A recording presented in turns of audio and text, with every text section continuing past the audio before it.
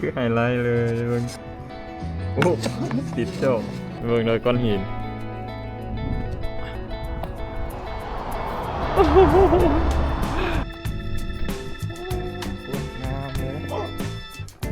โคตรงามเลยเฮ้ยมันดีใจกินก็มาหาเขาอีกเจ้าสบายดีตอนเช้าเนาะมื้อนี้เราก็จะพาไปเบิ่งคาเฟ่เนาะที่มีแมวกับหมาบ่เป็นไฮไลท์เนาะบ่ฮู้ว่าสิเจอบ่เนาะเพราะว่าก็จะว่าเจอบางตอนเนาะบางตอนก็บ่เจอมื้อนี้ก็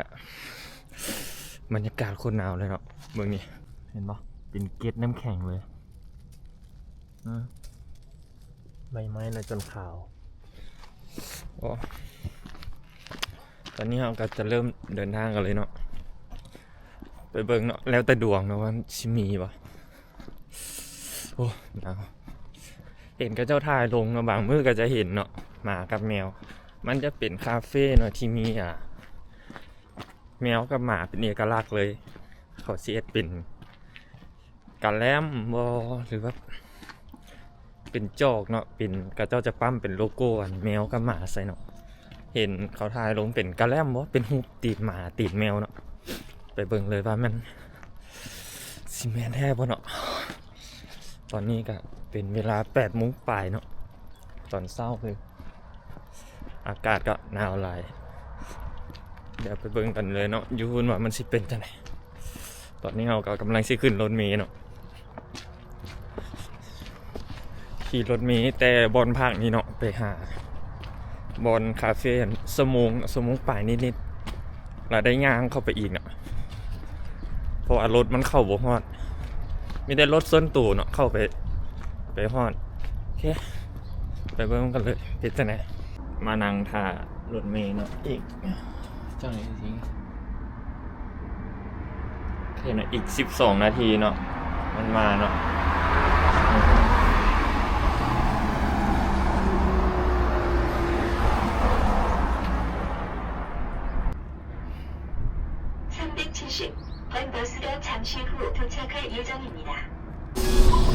안녕하세요. 승차입니다.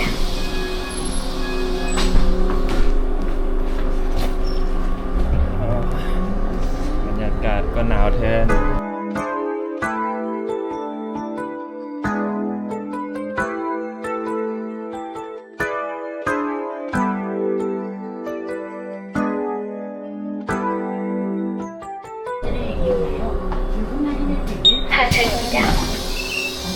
ตามนี้นะฮอตแล้วตอนนี้เขาก็จะออกย่างออกไปเนาะย่างต่ออีกบรรยากาศโอ้โหโคตรชิลเลยเนาะตอนนี้ก็10 โมงเนาะ-8 องศาโอ้หนาวสันไหนเบิ่งเอาเนาะไอ้น้องโอ้เห็นนาละคิดฮอดบ้านเขาเนาะย่างไม่เห็นก็จะเห็นนาคิดฮอดบ้านเขาเลย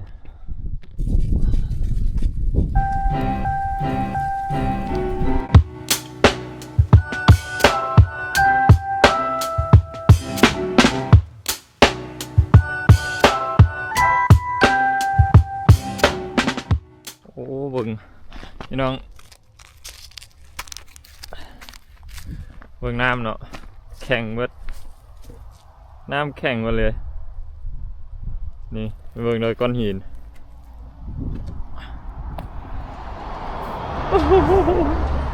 เห็นปะเบิ่งอยู่น้ำเด้อนี่ก้อนหิน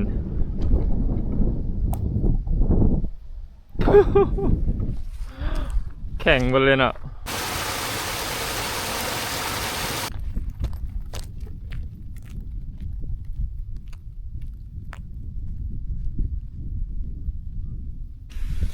โอเคหลังจากเขาย่างเข้ามาเนาะ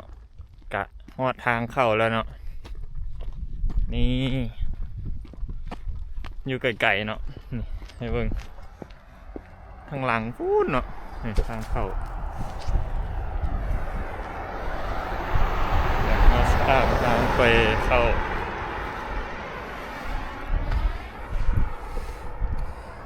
นี่เนาะเห็นเนาะทางเข้า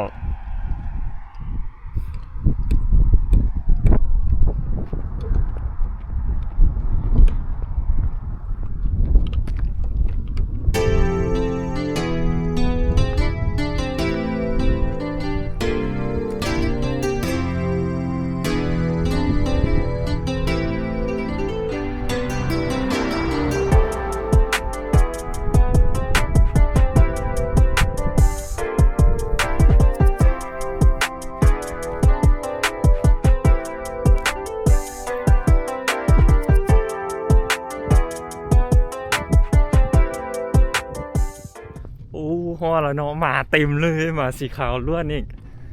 ว้าวโคตรงามเลยแล้วก็จะเป็นต้นสนเนาะอ้อมเลยโอ้งามอีหลีมีตังมีอย่างให้ถ่ายรูปอีกเนาะเบิ่งนี่ฮอตแล้วอยู่โคตรงาม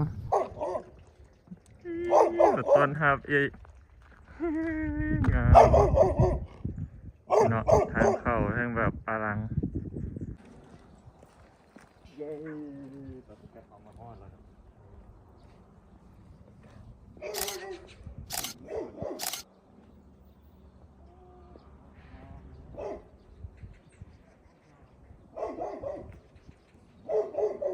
ก็เข้ามาฮอดแล้วเนาะนี่ใจกลางดงสนโคตรงามเลยโคตรงามเลย เดี๋ยวเขาสิไปเบิ่งหมากับแมวเนาะสีขาวเบิ่งกันเลยเนาะข้างหน้านี่ก็สิเป็นหญ้าเขียวๆเลยเนาะงามบ่โคตรงามเลยว้าวเบิ่งเนาะงามเลยงามโอ้สุดยอดขึ้นไปคาเฟ่เลยเนาะหาสั่งกาแฟหาสั่งอย่างกินโอ้งามนี่มันไฟออกมาเนาะถึกใจคนแบบถ่ายรูปเลยเซลฟี่เนาะอ้อมห้อมเนาะสิเป็นต้นสนเบิดเลยมีตังให้นางอีก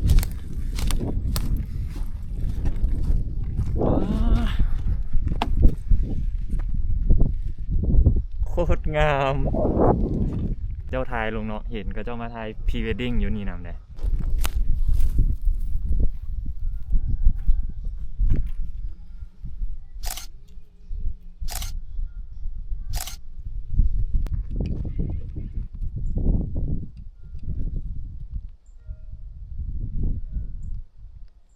อันนี้ก็จะเป็นซื้อห้านเนาะ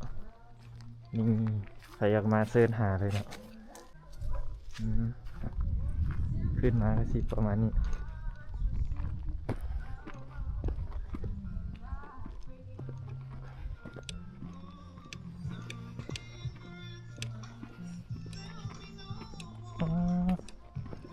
งาม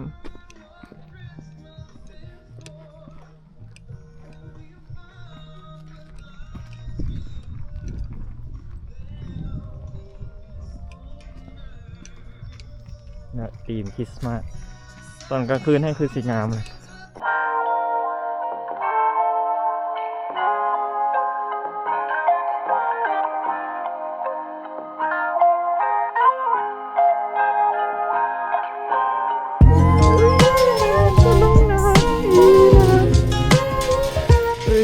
มันดีใจ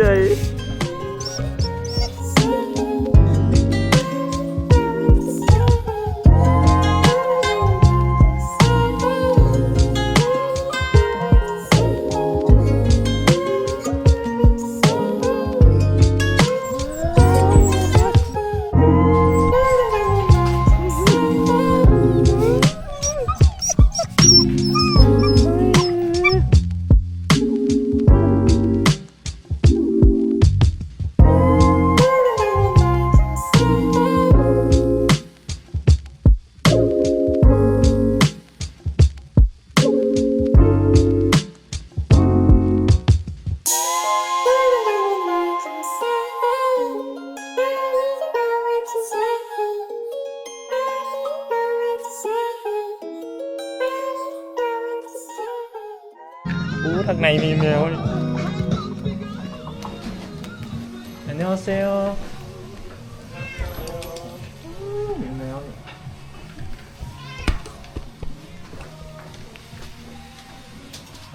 รอแมว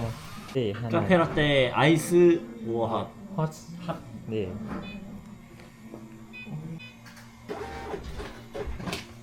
이거 디셈버 캘린더 프레젠트 디셈버 네 감사합니다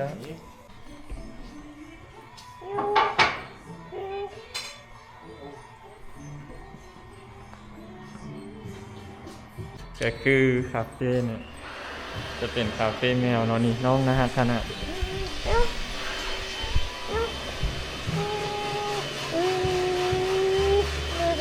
โคตรอ้วนเลยโคตรอ้วนเลยตาสีฟ้าเองเนาะนี่ว้าวเนาะข้างหน้านี่ก็จะเป็นธีมคริสต์มาสเนาะนี่นะครับพวกของน้องแต่ละตัวเนาะธีมคริสต์มาส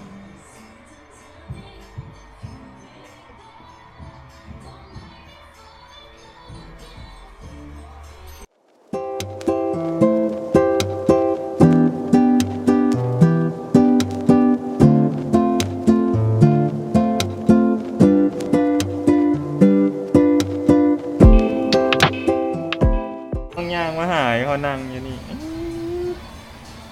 เห็นเลยมากินนมบ่กินนมบ่กินนมบ่กินนมบ่เพิ่งมันอ่อนอุ้ยจะสั่ง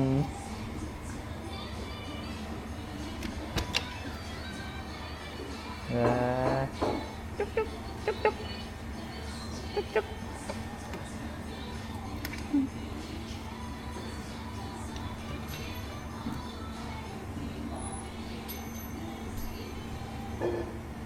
โอ้เต็มแล้วนะขนเต็มเครื่องแล้วคุณน่ะปีนขึ้นมาหาเขาอีกบุยรุ่นคุณเจ้านะ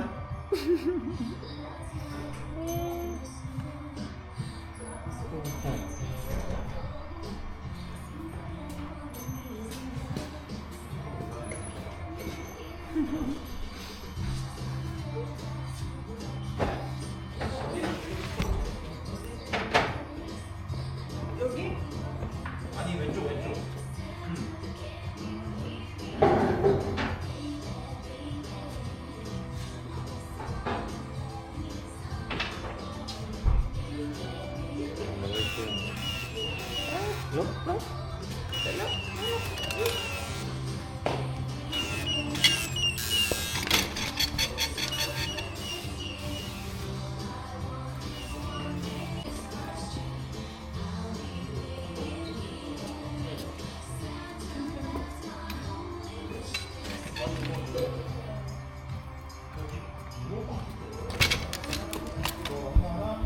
ได้แล้วมาเบิ่งหน้าตามันนี่คือไฮไลท์เลยเบิ่งโอ้ติดโจก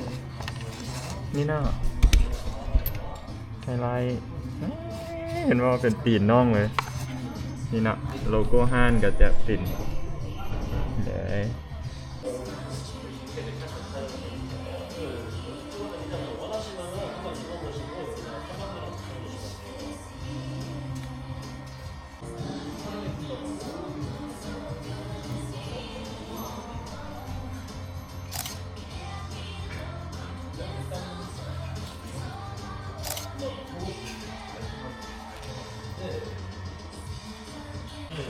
นี่นะเราก็จะมาลองซีมึง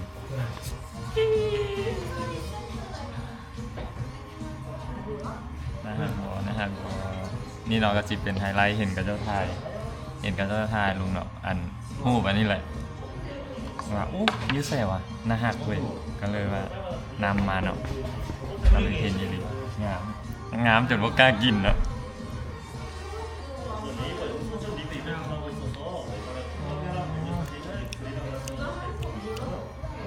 แซ่บ 매뉴얼로 바뀌었잖아요. 그러면은 여기 첫 번째까지 조절하는 거예요. AV 넣고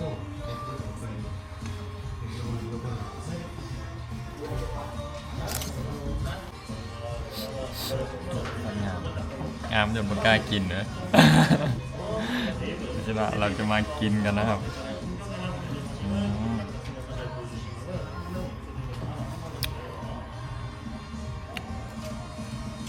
รสชาติคือ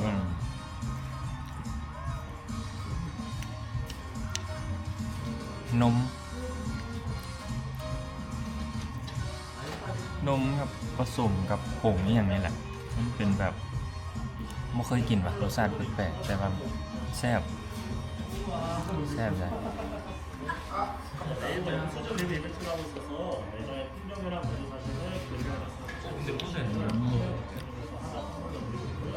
แซ่บคนก็เริ่มมาเมื่อกี้นี่มาคนแรกเลยแต่ว่าตอนนี้เนาะคนเริ่มมา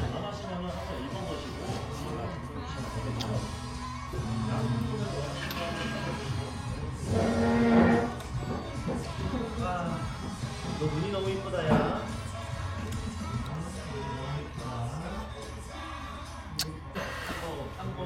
นี่ก็แล้วกินไปแล้วเนาะเดี๋ยวเฮาสิมาต่อจิบกาแฟนี่เนาะโอ้มันสิเป็นแบบนี้เลยนะฮะบ่เจาะ 이런 걸 보여야 돼. เข้ากับธีมมันเลยนี่ตรงกันข้ามก็สิเป็นนี่เนาะชื่อของงานหน้าสิเป็นประมาณนี้โหเป็นอย่างนี้มันเป็นโหเด้อสี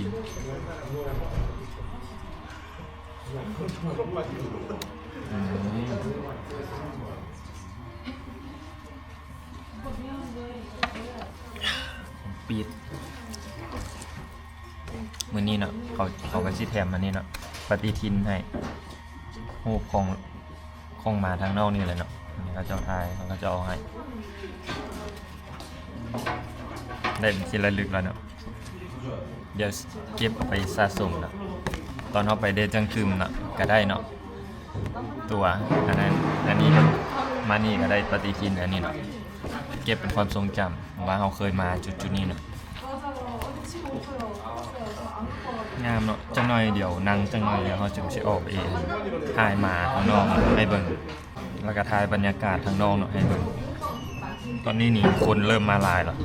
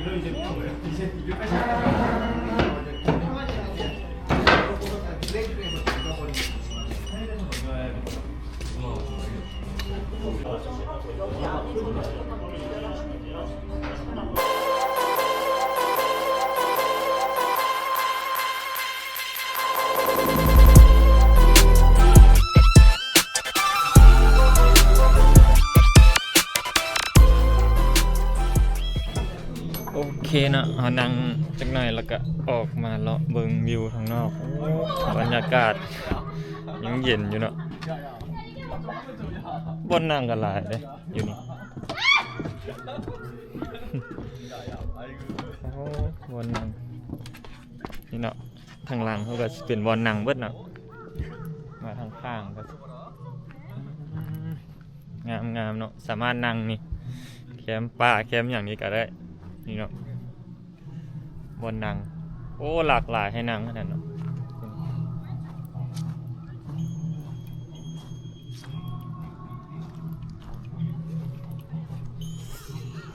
สไตล์แบบเอาเต้นเนาะเอาเต้นมากางนอนอยู่นี่นะโอ้คือสิคักเป็นแคมปิ้งเลย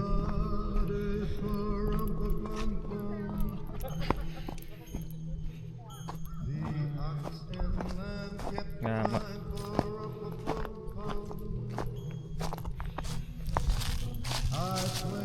สามารถนั่ง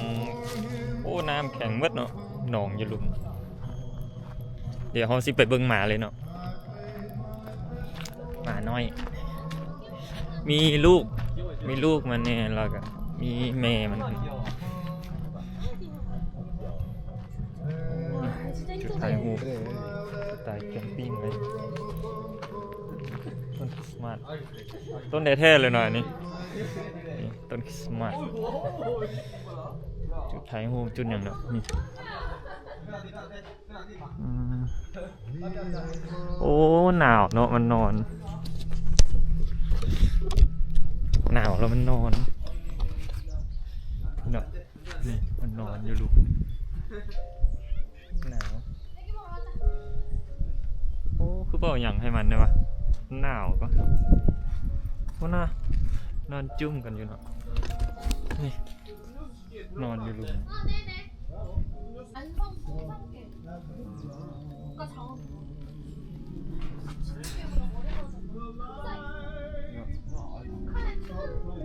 จะสั่งนี่ลุกมาละ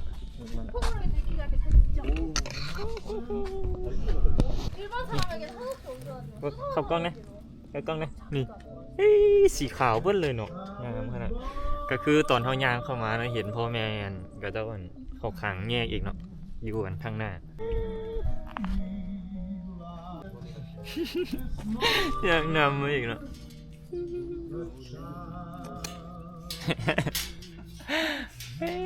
จะเป็นสั่งสีขาวเองเดี๋ยวมาเบิ่งพอมันเนาะตัวใหญ่เด้ตัวนี้พอมันนี่กินน้ำอยู่นี่เนาะมันกินน้ำอยู่โอ้น้ำกระแข็งหมด น้ำแข็งเลยบางน้ำใส่ถ้วยให้มันนะเป็นก้อนอยู่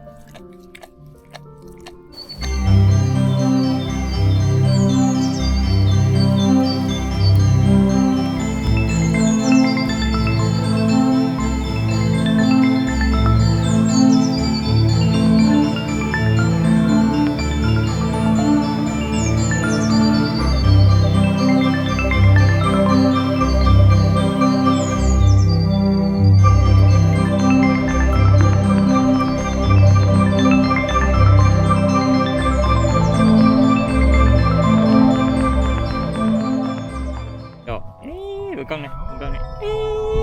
เงินงาขนนุ่มๆเดี๋ยวนะอุ้ยนุ่ม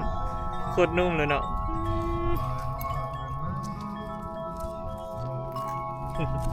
โอ้โหใหญ่เลยเหรอ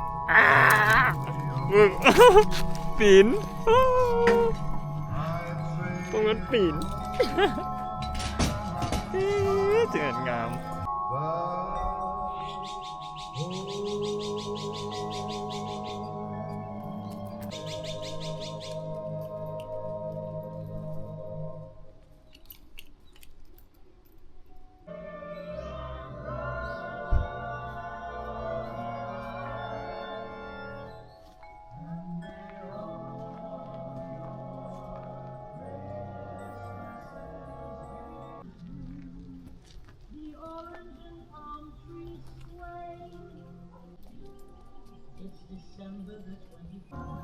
นี่ตื่นขึ้นมา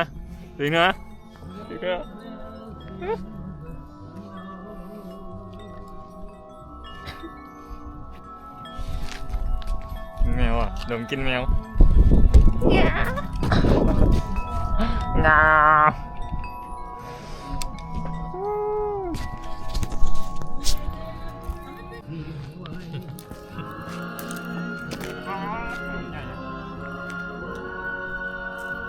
คนบุรุษตินะคนบุรุษติ ญ่ชื่อหยังอีดึงหมวยอ่ะอีดึงหมวยอ่ะอีดึงหมวยอ่ะใหญ่เลิกฮะเลิกฮะ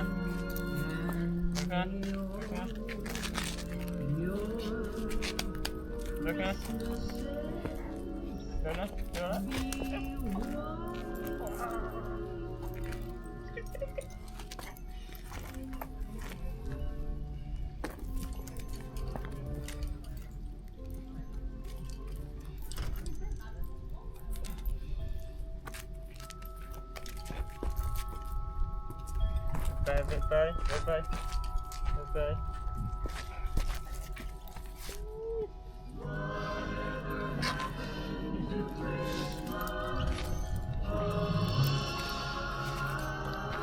โอเคเนาะสำหรับคลิปนี้ก็สิประมาณนี้เดี๋ยวเฮาไปใส่เดี๋ยวเฮาถ่ายให้เบิ่งใหม่เนาะตัวนี้ก็งามหลายเนาะแนะนำอยากให้มาเลยแม่นใครสนใจแบบมักสไตล์แบบคาเฟ่ที่มีสัตว์เนาะมีแมวมีหมาเนาะต้องมาให้ได้เดี๋ยวเอาที่อยู่ใส่นี่ให้เนาะใส่นี่ให้